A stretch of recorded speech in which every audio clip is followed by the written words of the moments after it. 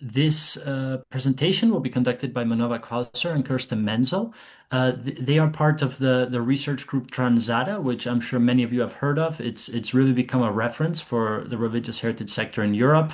It's a transformation of sacred space, and they address an underlying issue and a challenge that is really in many European countries of what to do with declining congregations, changes in patterns of worship, secularization, and changes of use of religious heritage buildings. Some of them are not in use or underused. And so, what sort of creative solutions can be found? What sort of new societal needs they can address? And I think this project, which has 7 sub-projects that are all very, very interesting, this research group has really, had amazing success in addressing this challenge. So thank you so much for today's presentation. And maybe at the end we can do a Q&A with participants. So I'm sure they'll have many questions or comments. So thank you so much, Manuela and Kerstin.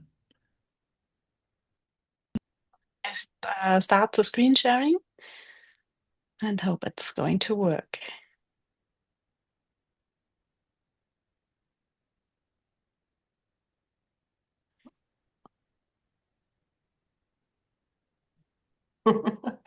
The second time again. Great. I'll start, right? Would you want to say something and begin? No, it's okay when you start. Well, thank you for having us. We're really honored to be able to present with FRH. We had the honor of having some of the FRH members as guests at our last conference in Leipzig, where I'm speaking from, which also had the headline Patterns and Paths. So it's kind of bringing you some insights, especially from this conference, but also since the conference was based on our work in general, also some general results. As you see in the very bottom, we're looking towards the end of our research group, 2026. This year, in the mid of this year, will be the end of our funding from the German Research Foundation. Let me briefly introduce you the whole research group. So if you can switch to the next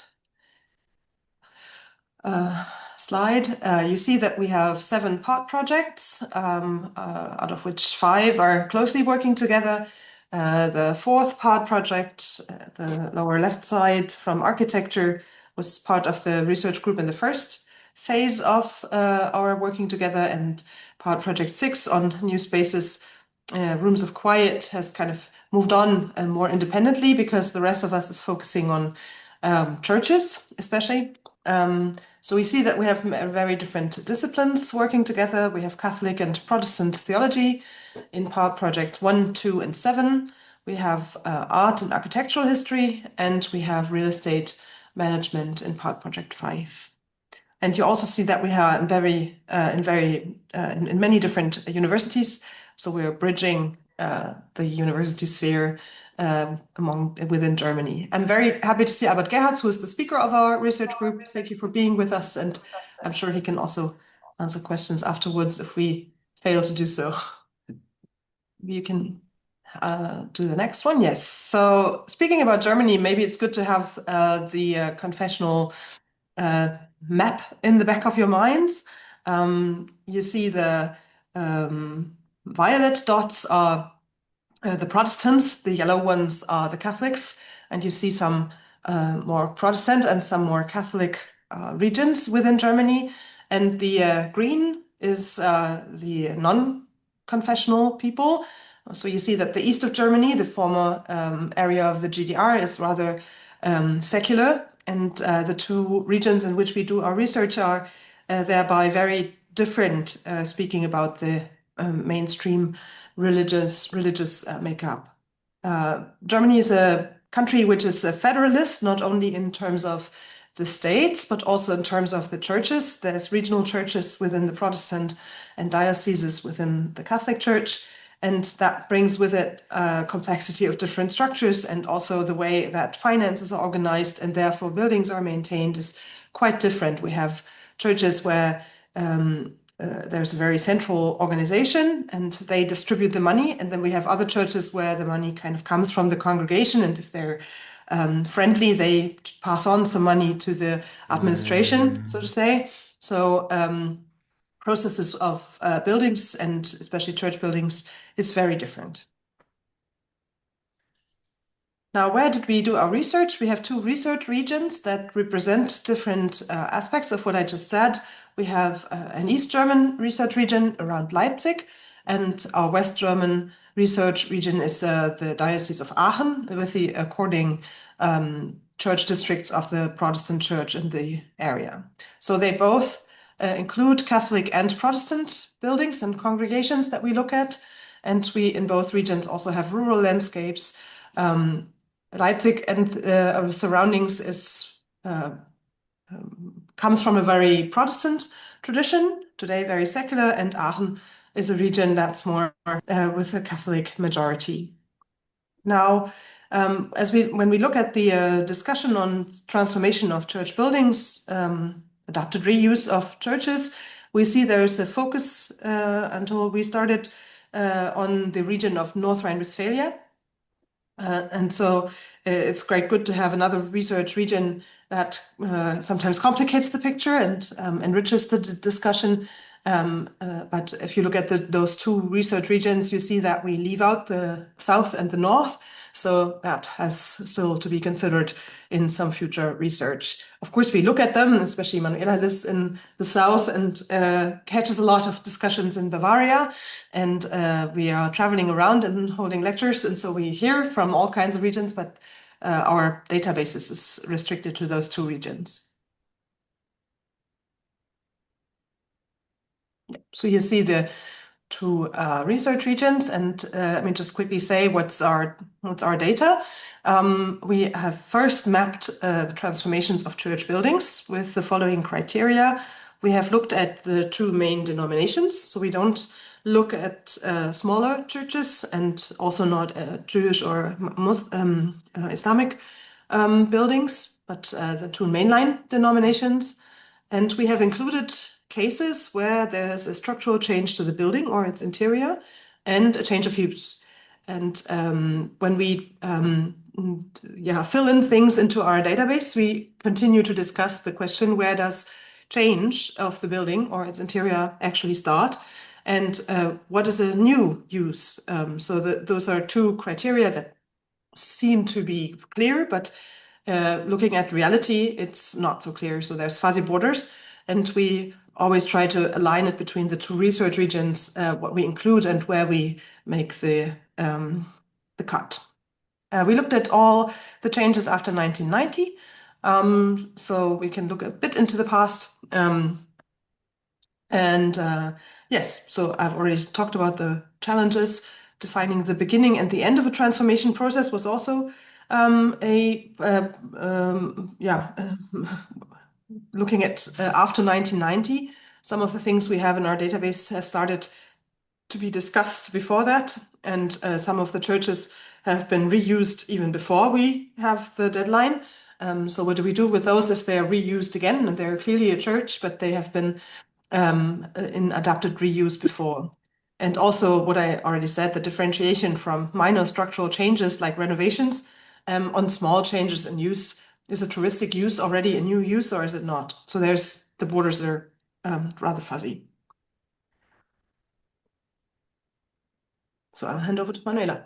Thank you. Thank you, Kerstin. So I would like to show you some trends and figures from our database.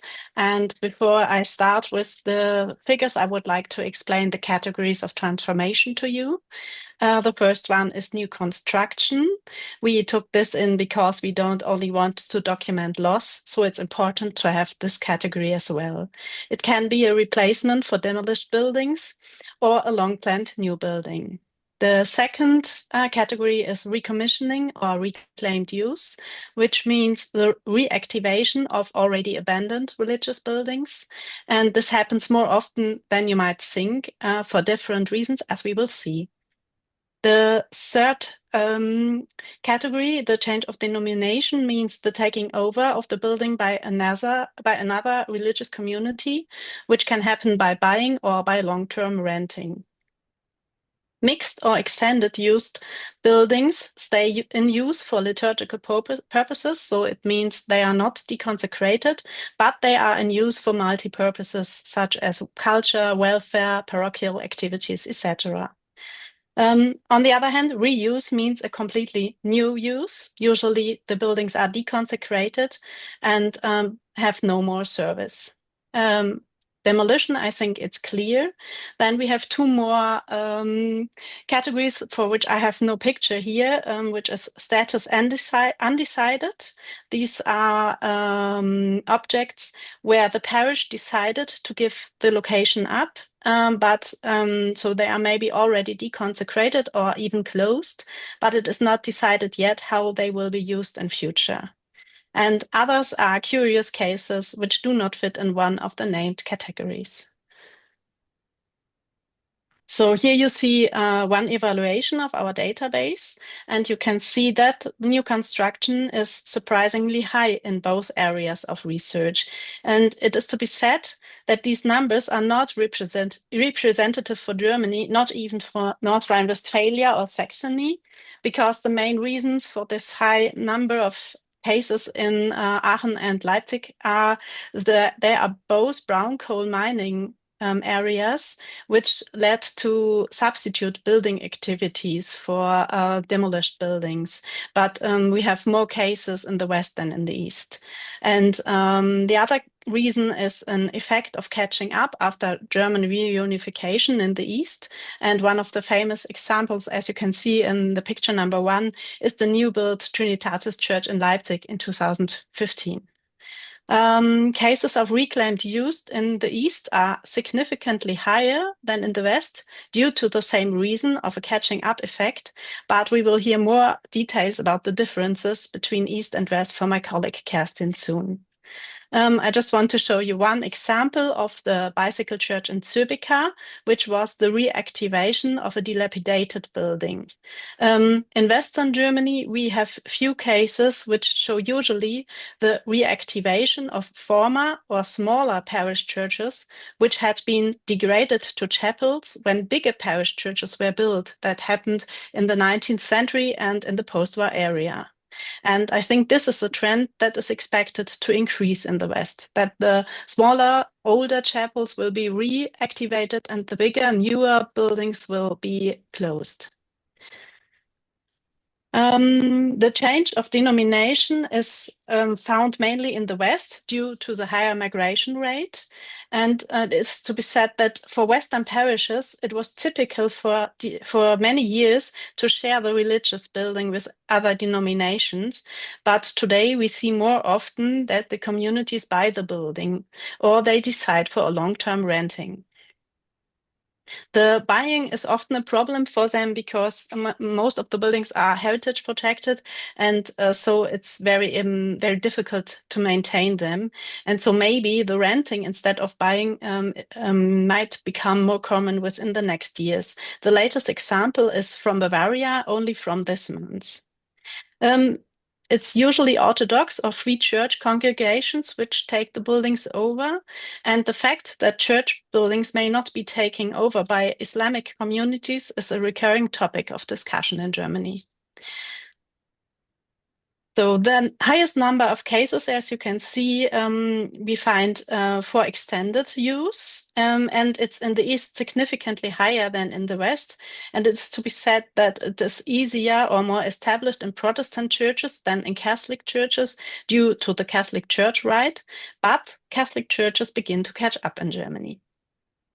Reuse is also we have also lots of cases of reuse, but they are in the West significantly higher than in the East. And also the cases of demolition are significantly higher in the West than in the East. So some of the demolitions can be attributed to the brown coal mining activities and correspond to the cases of new buildings, but others are affiliated to a strong interest in redeveloping properties, especially in urban areas. So the cases of undecided status are very high in the Aachen research area, which is due to a restructuring process of the parishes in the Aachen area, which unfortunately coincided with the investigation period of our project.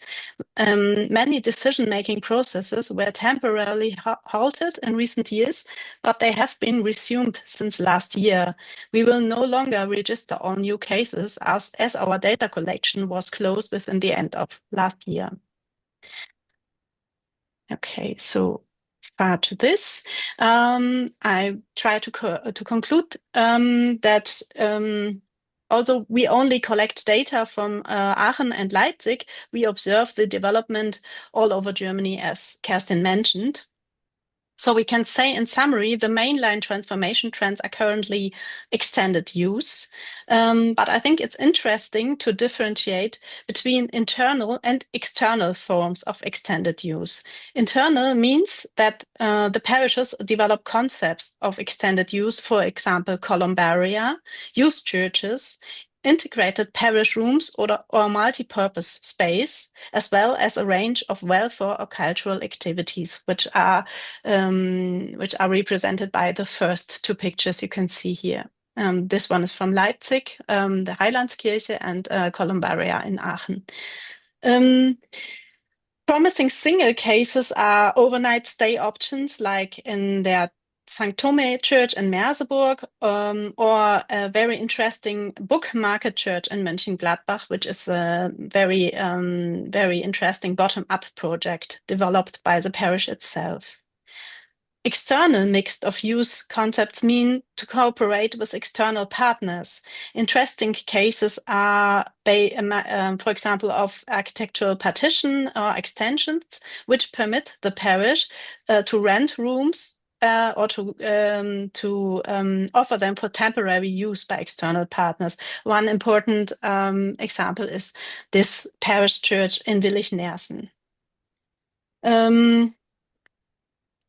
Also, the category of reuse is important to differentiate between church-related and private or commercial forms of reuse. Church-affiliated transformations are, for example, kindergartens, as you can see in this picture, daycare and retirement centers, assisted living for handicapped or elderly people, welfare centers and cultural offers, and also social housing by church-owned real estate companies. And this reuse with a commercial focus is often sports centers, dance academies, co-working spaces, art galleries, hotels. We also have few restaurants or cafes, and the other main line are residential purposes, social housing for students, homeless, or welfare recipients, often supported by the municipalities, but also luxury apartments developed by private investors. We are also observing a new trend in the West so far, which is the sale or the rental of the church and the renting back of single rooms for parochial or liturgical purposes. Then, amongst the demolition, we have the highest number of cases amongst post-war churches and in urban areas. And the main reason for this is the redevelopment of the property. So we have a few examples for internal redevelopments. So, for example, the construction of a new multifunctional community center for care facilities or social housing, or sometimes all together when the parish is clever. But above all, there is an increasing interest in residential development, as the demand for properties is very high in urban areas. And recommissioning and reclaimed use, as I already mentioned, is rather typical in Eastern Germany, but we observe an increasing frequency in Western Germany, which is, however, linked to the abandonment of younger and bigger parish churches. So, before I give the word back to my colleague Kerstin, I would like to say a few words about the supportive structures, the funding opportunities, and the biggest challenges and process for reuse in Germany so far. So, as you can see, we have a few supportive societies for many, many years, but they are mainly responsible for heritage protection. Until now, they have no further prospects, such as the development of good neighborhoods, sustainable and vibrant quality of living space, etc. They are, of course, very, very important, but they represent only one reason for preserving church buildings. In 1973, the German National Committee for Monument Protection was founded by the initiative of the German Ministers of Education and Cultural Affairs. They have no funding and have only a counseling function. Because the monument protection laws are a matter of the federal states in Germany. However, in 2024, they founded a project group of Future Task Church Monument, and this group published in November of last year an appeal for the future of listed churches, which shows that the heritage perspectives are beginning to change in Germany.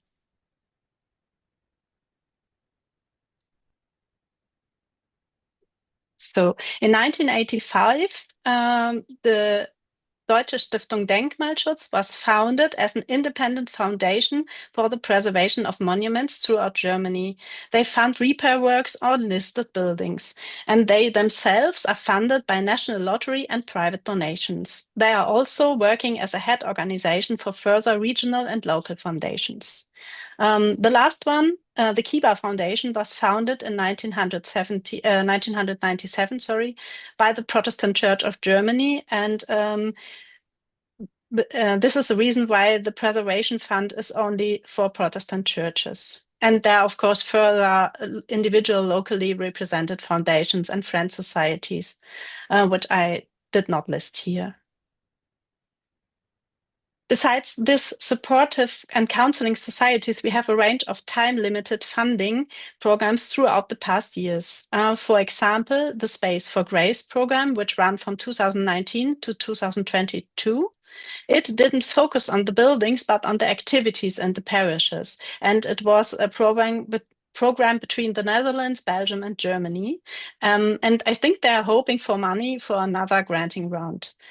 Another interesting program was Kirchturmdenken, which ran from 2021 to 2022, and that focused on heritage protection, but it was a kick-off grant for local activities, and some of them are still running. And one of, I think, the best-known programs was the North Rhine-Westphalia program Zukunft Kirchenräume. It was a grant for building concepts, and they also developed a very elaborated website, which still runs today. And it offers lots of information, help, book recommendations, and a database with best practice examples from North Rhine-Westphalia. But yeah, the grant for the building support was limited. So further support for urban regions in Germany, which include neighborhood concepts as well as concepts of sustainability and vibrant living, are the development program Lebendige Zentren by the Ministry of Housing, Urban Development and Construction, and also the research program Zukunftsbau, also by the Ministry of Housing. And very lately, the Innovation Award Church and Affordable Housing in Baden-Württemberg, which was launched in 2025, but we have no current news about this program. So, and there are, of course, lots of EU leader grants for regional and rural development. Other important interconnection initiatives in the past were the International Building Exhibition Thüringen, which ran from 2012 to 2023, and developed the program A New Church Type, which was very, very important for the discussion in Germany. And it established, amongst others, the concept of Herbergskirchen, which was or is still a concept where you can stay overnight in churches, and is similar to the Champing program in England.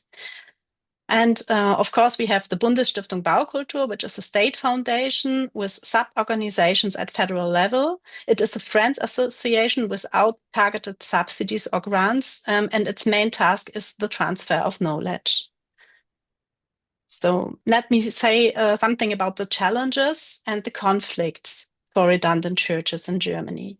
We have a general lack of long-term strategies for redundant church buildings. Neither the churches nor the governments have any until now. We lack long-term funding programs or trusts which focus mainly on the redundancy and endangerment of religious heritage. We have no transparency in property management strategies of the churches. We have a lack of professional advice from the independent dioceses and state churches for the parishes and congregations. We have no strong local infrastructure to support church congregations as owner of the buildings professionally. And we have no strong supportive networks throughout Germany. So then we have conflicts with current urban development requirements, because the main lines of granting and supporting usually focus on one main subject, be it heritage protection, sustainability, or climate protection. This leads to conflicts between the demolition of redundant buildings or the pressure for energy efficient upgrading of building stock. The topics are so far only gradually being considered together. Some of the biggest conflicts, however, we have are those with the strict monument protection rules in Germany. They are a factor for the long duration of the processes, and they are causing a problem with the general acceptance and sympathy for monument protection.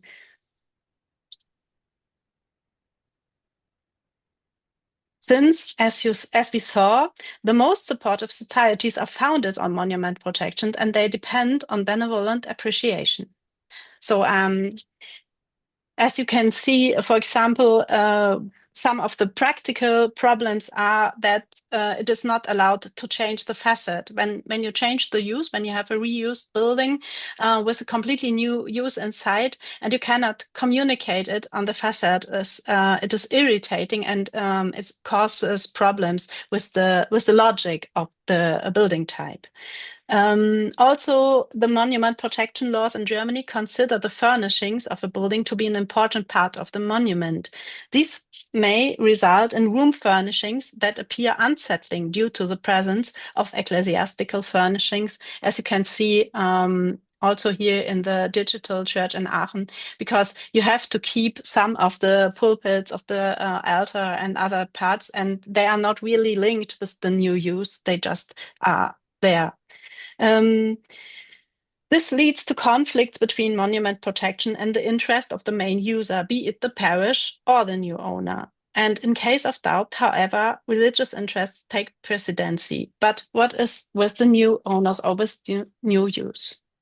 So thank you very much, and I give back to Kerstin. Yes, I want to share with you, and that's the final part of our presentation, some of our comparative perspectives. So looking at East-West, Catholic, Protestant, and rural-urban comparisons. We started with very binary differentiations and tried to complicate them by overlapping those lines of comparison. The first hypothesis is that you heard it before, looking at the chart that Manuela presented on our database, is that we have the large phenomenon of gain in the East and larger phenomenon of loss in the West. So as gain, we defined new buildings and reclaimed use, and as loss, it's always related to the church, and you can debate long if it's actually loss or if a new use is not also in other respect gain. But looking at the loss of the religious function, you could say, of the buildings, we have demolition, reuse, extended use, and the change of denomination, even though that's still religious. And I think that's already present after you presented the chart, so you can continue, I would say. And one of the reasons that's behind this difference, Manuela has already highlighted, is that in the West we have a high number of churches built after 1945, especially in North Rhine-Westphalia. We have many churches of a post-war period, and this results in a low share of heritage-listed churches. Only 54% of the transformations are heritage listed. Manuela, do we have somewhere the comparison of the monument protection rate? I think in the East German region we have 95% of the churches are listed. Do you recall in like overall, not just our transformations? It's more than 90%, maybe 98, I'm not sure. But in the Protestant church, it's much lower. I think it's 65% only, but in the Catholic church, it could be higher. So if you look at the share of churches built after 1945, they are 25 to 30% of all church buildings in the Diocese of Aachen. But if you look at our database, you see that within the transformations, it's more than half. So 56% of our transformations that we gathered and are labeled as loss affect this group of churches. So there's some, of course, some churches built after 1945 that are newly built, but if you don't count those, then it's 56% of the transformation. So there's an overrepresentation of post-war churches in the loss section, you could say. Another factor that's behind this difference of gain and loss is the phenomena of migration. We have a much higher rate of immigration, diversification, and thereby a higher number of churches with different denomination in the West. Germany is much less affected by immigration and therefore has less congregations that can move into a church and take it over. We do have also many churches where they also use the church on Sundays, but this phenomenon of them taking the church over, renting it, or buying it, as Manuela has pointed out, is less frequent. Yes, so in the East, we have very few churches from the post-war period. Instead, many medieval village churches and historicist large city churches. So within the transformations, 71% are monument protected.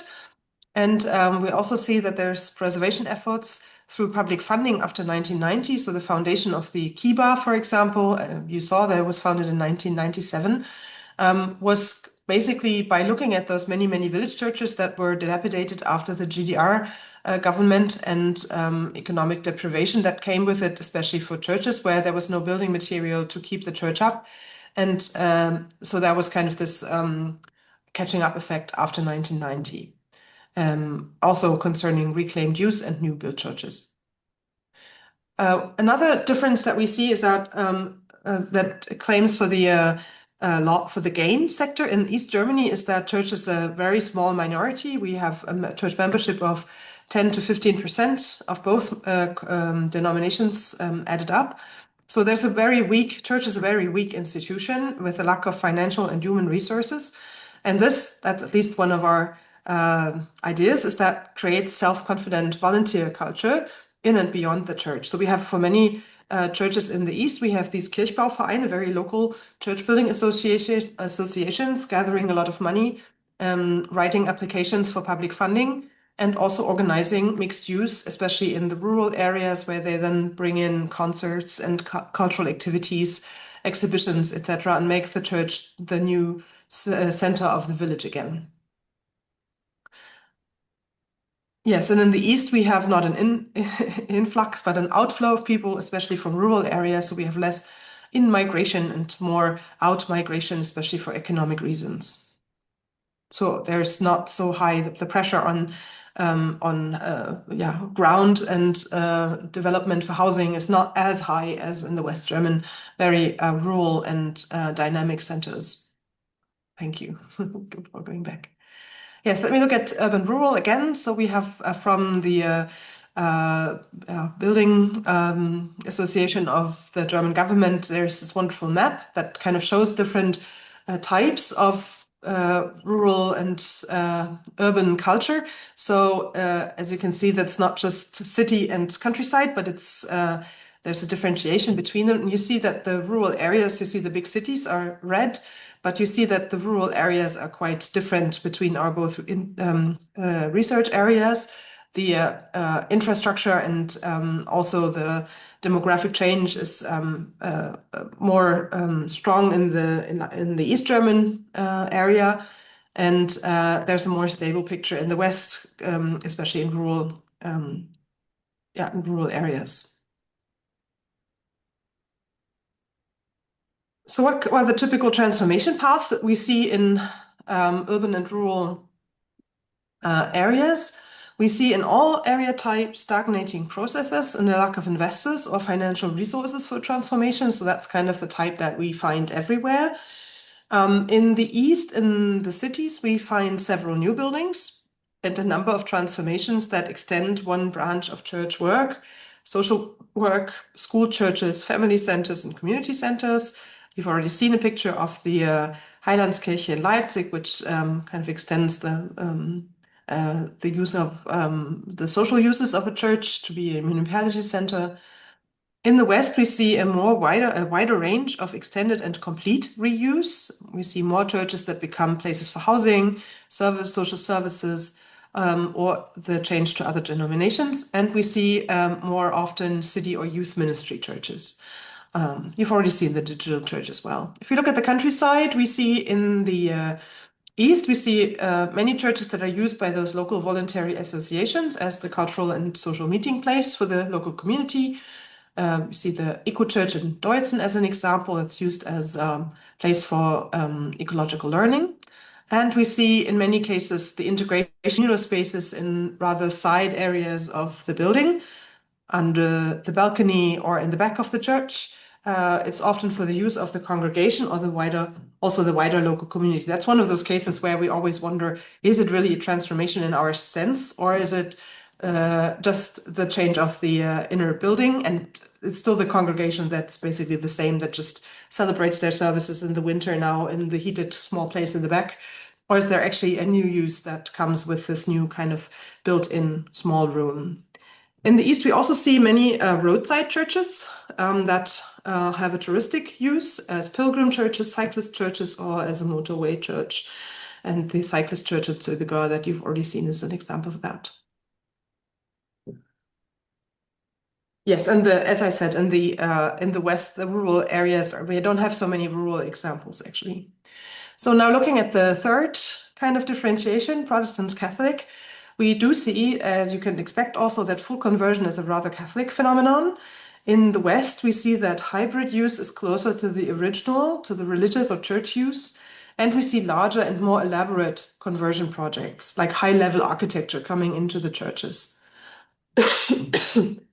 In the East, we see rather pragmatic reuse, also in formerly profane buildings, where they kind of, in the GDR times, put a little steeple up and made it a worship building. And now you take the steeple down and it's like a living space again. You see St. Ulrich in Merseburg, for example, very pragmatic kind of building. And so that's, very easy to make it secular and even to privatize a building like this. What we deduct from these findings is that, in the Columbaria in St. Donatus in the West is an example for the high-ranking and more elaborate conversion project as well as the kindergarten in Düren. So what we deduct from that is that there's a significance of the topography of the formerly dominant denomination. So it's not just a difference between Protestant and Catholic, but we find that simple, uncomplicated transformation is a phenomenon mainly of churches that do not dominate the cityscape, which is mostly the churches that are the minority denomination that kind of came in later, has smaller buildings, is not so city dominating, is not on the most prominent street corners, etc. What was surprising to us is that we find very few ecumenical projects. I wanted to mention that under the headline of Protestant Catholic. And now I think comes the last slide. There we are. So thank you for listening. We're interested in your questions. If you want to read on, you find our publication series, which is open access. The first 3 volumes are in German, and there will be more volumes in German, but there will be 1 volume in English, of course, of the conference that we did in Leipzig. So we hope that this will come out in the course of this year. There will be a final conference in June, and you can find our virtual exhibition, transformationslandschaften.de, on our website, where you can also click on our newsletter with artificial intelligence. I think it's possible to access some German information as well if you don't speak any German, but welcome to visit our website and have a look around. That's it. Thank you so much, Manuela and Kerstin, for this wonderful presentation, and congratulations for the findings and for all the hard work.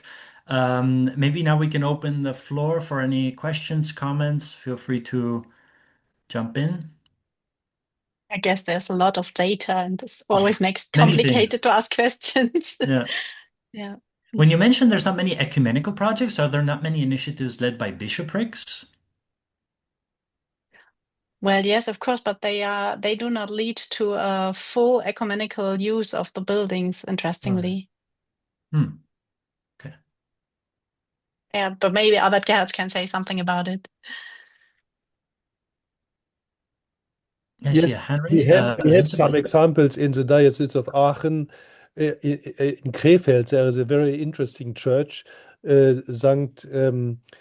Petrus Lucas, where the Protestant church demolished two churches and went to the Catholic church, but they make they went together to they changed a little bit the church, so it became a ecumenic church, and the use is ecumenic because the parish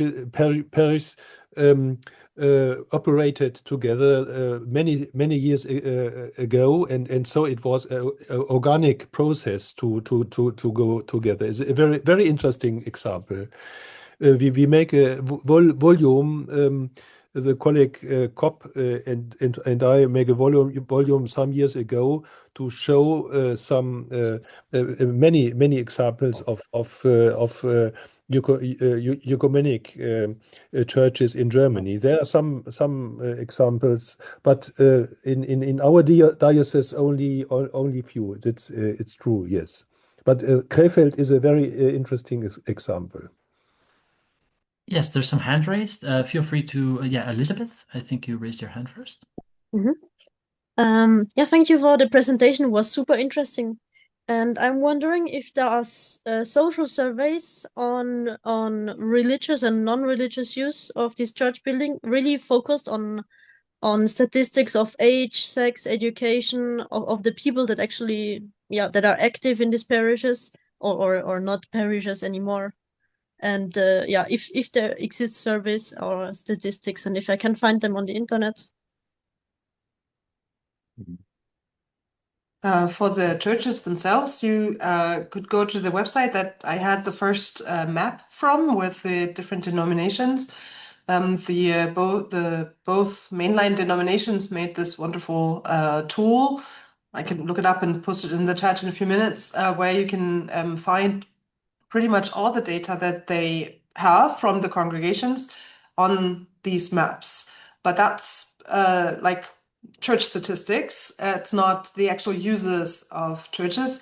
And I would argue that even within a regular use church, there's many more people than just the people that are gathered by church statistics. If I look at just very regular use churches here in Leipzig, of course, church music and concerts is a very big field where many people go. If the Thomas choir is singing, then the church is bursting, but it's probably not all church members. So it's very hard to find out. I think that our real estate project was looking at gathering some data in our, yeah, we have 16 case studies that we did more extensively that we didn't talk about so much today. And so I think we have an idea about those, but we don't have any quantitative data. Yeah, maybe the others want to add anything. Albert, I think. Yes, I forgot one other example, a very interesting example. In Aachen, there is a city church, St. Nikolaus, a medieval church in the city, and it's a ecumenical project. Since many years, there is the city church. There's always a Protestant and the Catholic pastor or theologian, and they work together in the middle of the city in this church. It's a Catholic church, but the care, the pastoral care is always ecumenic there. That's a very interesting example. Yes.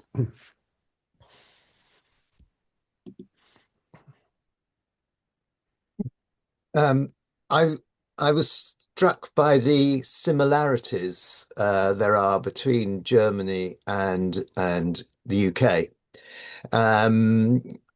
Not least the fact that neither our church or the national church, the Church of England, or the government have any strategy for churches. We rely entirely on local initiatives and monument protection through local authorities and the government in the form of Historic England to sort of protect the buildings. And the ecumenical side, there are no Catholic churches that share anything except with other Catholic congregations, such as from the Philippines or something like that.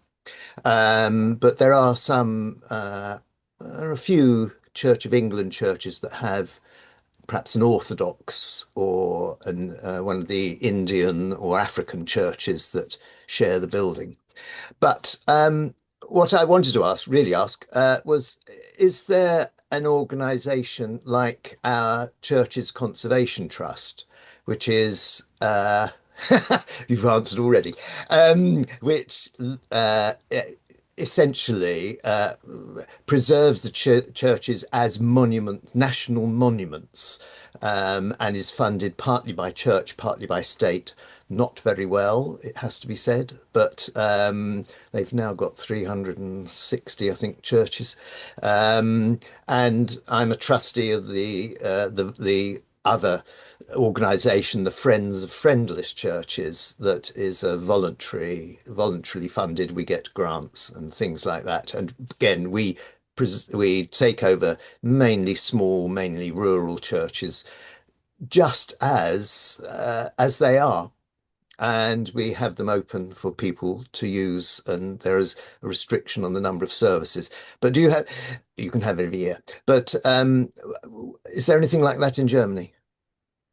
Fortunately not. I'm very, very glad that you mentioned it, because my colleague Kerstin and me, we traveled to UK last September and met with several people from the CCT and also from the Church of England commissioners, and we talked a lot with them about the comparison of the structures between England and Germany, and because we are trying to collect kind of reasons why we need, at least on the federal level, similar structures in Germany, or why they would be very helpful. Because I was a bit surprised that you say you have no governmental strategies, but I think it is a strategy to have such a strong network as you have in the UK, because it makes the local activities very, very visible, and it helps them to feel important.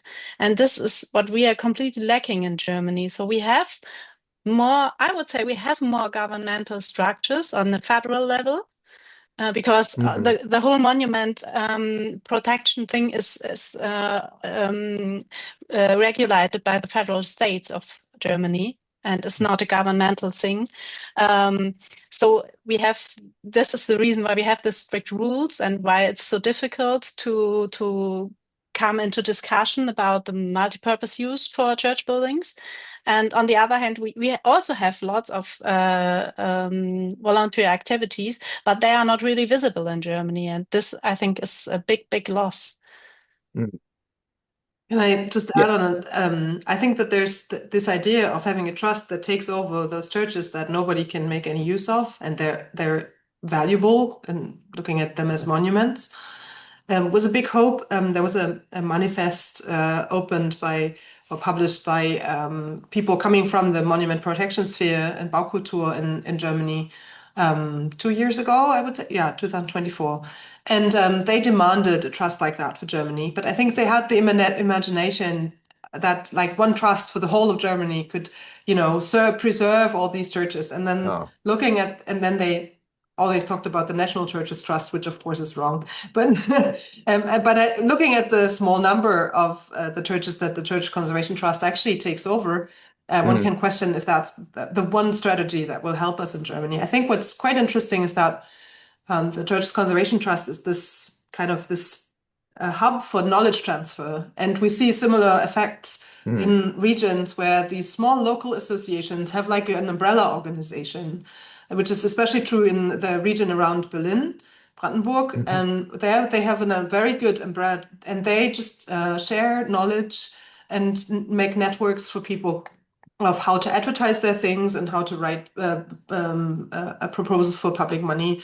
And so we see some very good effects of that. And I think that's what we can really learn from the CCT. And one thing that was also interesting for us in being in those churches is that this moment when the Church Conservation Trust takes over a church is a signal to people beyond like active membership of the churches to say, the church is not responsible anymore, so we can now become active. And I think communicating this moment of we as an institution cannot take care anymore of this church, so please, local society, help us or even take it over. I think that's crucial as well, and maybe even doable beyond this actual change of who owns the church. And we also had some very interesting examples of recommissioning, basically, where like the local Friends Society also brought in new kind of formats of service. And then we talked about, is there like living churches and dead churches? Is there actually a resurrection of churches? And what does that mean? Should it go back to the Church of England now? So that was very interesting. So we had a lot of fun in England. Thank you, Richard, for asking. Well, I'm glad you enjoyed it. I mean, I'm afraid the overall strategy, which is not written down really, is for the church to make as much money as it can out of its churches and sites that it doesn't want anymore. And if it can't do that, then it sort of throws it open to everybody else, and it may or may not happen. On the other side, I think there's something that happens in England that we look at very interested is the House of Good reports that England makes it clear what are the public benefits of churches in a more broader sense. There's also a question in the chat. I don't know if we want to answer that, Manuela, from Annelie Randler, that we talked about church furnishings as a problem and what happens to the furnishings if permission was granted to remove them. Do you want to answer that? I think. Can you read it again because I can't see it in my chat? Yes, I don't know why. So the question is the church furnishings that were, when permission was granted to remove them, what happens with them? So benches and altars and artwork. So when they are not protected, we see that lots of them are sold to often to communities in Eastern Europe. Protected parts are often goes to they're stored somewhere. So this is also a problem because the place or the space for storing is immense. We need, and well, we could turn churches into it, and this also happens that churches are turned into storing place for church furniture. So it's organs. There's an organ. We have trade-off in one church. Yes, we have an organ museum, and also trading with organs. I think and but especially from post-war churches, when they are demolished, often the parts of the interior are demolished with it because they are integrated into the structure of the architecture. I don't know if I missed it just acoustically. Often they're, especially in East Germany, I guess, they're often also like transferred to Eastern European churches where there's lack of benches or organs or other things, but the artwork is usually preserved within the region, I would say.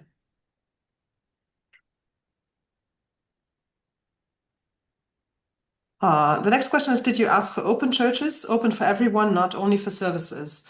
Well, if we would have done that and included all these churches in the database for East Germany, we would have a lot more cases.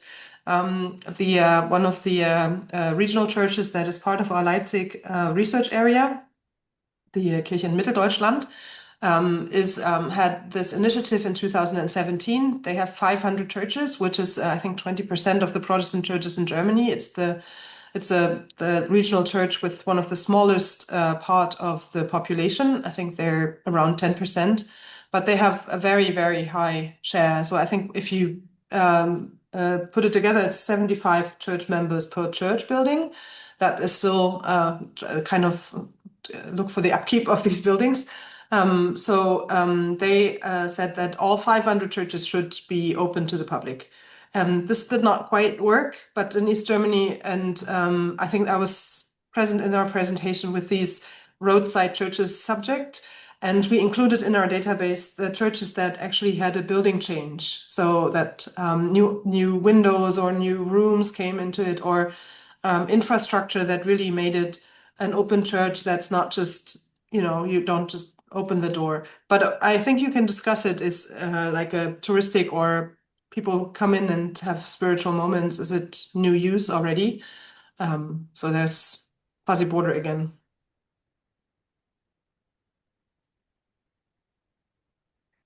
I'm going to read the next question, Manuela, and Osio and Jordi, you interrupt when we have to close the session, right?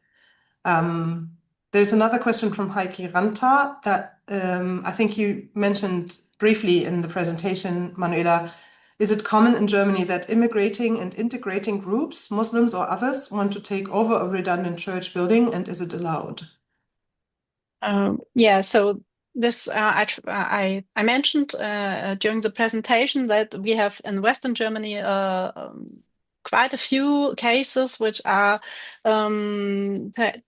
taken over by other communities, which are usually Orthodox communities or free church communities. And there is always a discussion in Germany about Islamic communities, and I'm not sure why it is so difficult to give church buildings to Islamic communities, but there are different opinions about that. And there's at least one case in Hamburg where an Islamic community bought a former Protestant church. So I think this is the discussion to be continued in Germany, and yeah.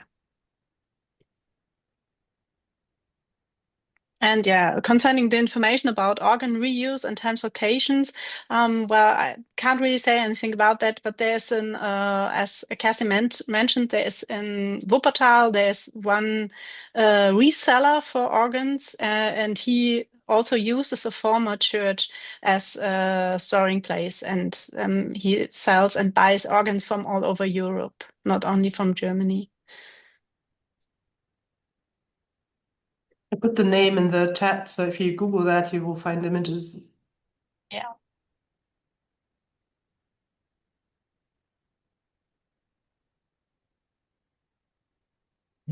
Thank you so much for this. As you mentioned, the Churches Conservation Trust, the National Churches Trust, these are in the UK. There's wonderful examples.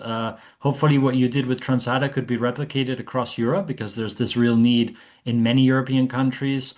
Here in Belgium, there's the CIPAR in Wallonia. There's this interdiocesan center for expertise, and they support a lot also with some adaptive reuse, but mostly maintenance, repairs, etc., more pragmatic things. Then I'm sure you know Parkum in Flanders, and they have this center of expertise where they also have a museum. They also have a sort of archive where they have all these church furnishings that they then provide to churches or chapels that request them. So they have this sort of role. So there are many examples of great initiatives across Europe, and hopefully by sharing them, they can be replicated or mimicked in some way, taking the best cases and applied to the local realities. So yeah, let's hope. And definitely TRANSARA is a great step in that direction. So yeah, thanks so much for this. I saw also in the comments somebody mentioned the Groningen churches in the north of the Netherlands, the Groningen province. I'm sure you also know these medieval churches. It's similar to the CCT in a way, so they're also doing great work in that sense. And in terms of open churches, there's this open churches organization started by Mark Hunen in Belgium, mostly Benelux, northern France, and they also work with volunteers to keep churches open. And so, yeah, I think across Europe there's a sense that it's better to have the churches open than closed. And that's also a good first step to have them accessible for the locals and for visitors. I don't know if you have any final comments, or you mentioned this conference that'll happen in June. What day was that? The date, the 15th. 15th. Okay. Yeah, we'll 15th of share it June. as well through FRH. Yeah. So thank you so much for this. Thank you. But you can also have a look at our website where we always post where we are talking and our newest publications. And there's one essay that might be interesting because it's in English that we wrote collaboratively in geographies of sacred. Yeah. Maybe we can send it to you, Jordi, and you can include it if you're sending Perfect. things. Yeah, we'll send it to Mm. everybody that registered. Perfect. Yeah. Thank you all Thank you so very much. much.